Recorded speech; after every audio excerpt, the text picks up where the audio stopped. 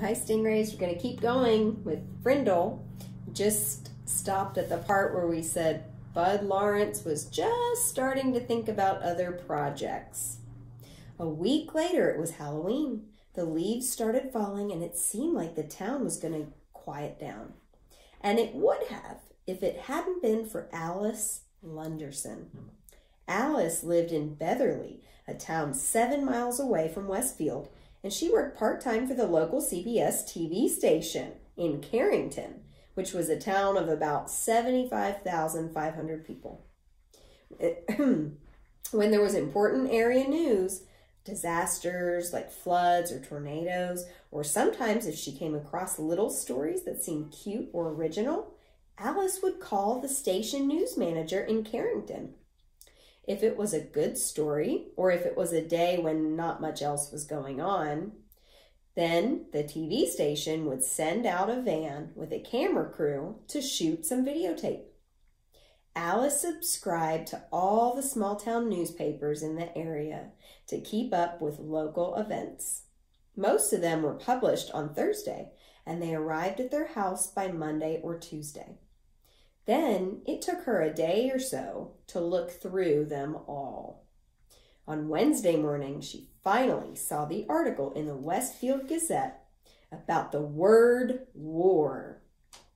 She read it through twice and looked carefully at the class photograph. She was sure that this story was a winner. The TV station manager in Carrington agreed with her. He called the CBS TV station in Boston because sometimes Boston picked up stories from the Carrington newsroom. The woman in Boston thought the story had some real zip to it. So she called the network news editor in New York. When the facts of the Westfield Gazette article got to New York, the staff there loved it.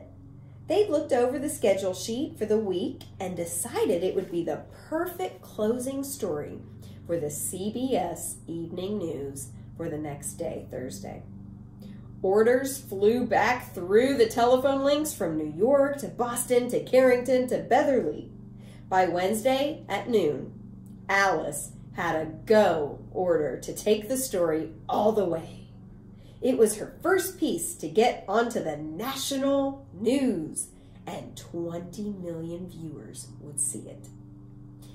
Alice Lunderson and her camera crew stood on Mrs. Granger's front porch Wednesday after school.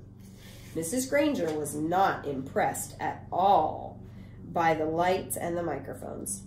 She looked right into the camera and said, "I have always said that the dictionary is the finest tool ever made for educating young minds, and I still say that. Children need to understand that there are rules about words and language, and that those rules have a history that make sense.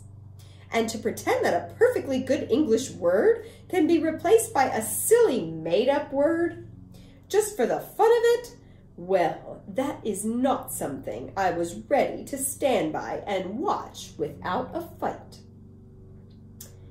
"And have you lost that fight, Mrs. Granger?" asked the news reporter.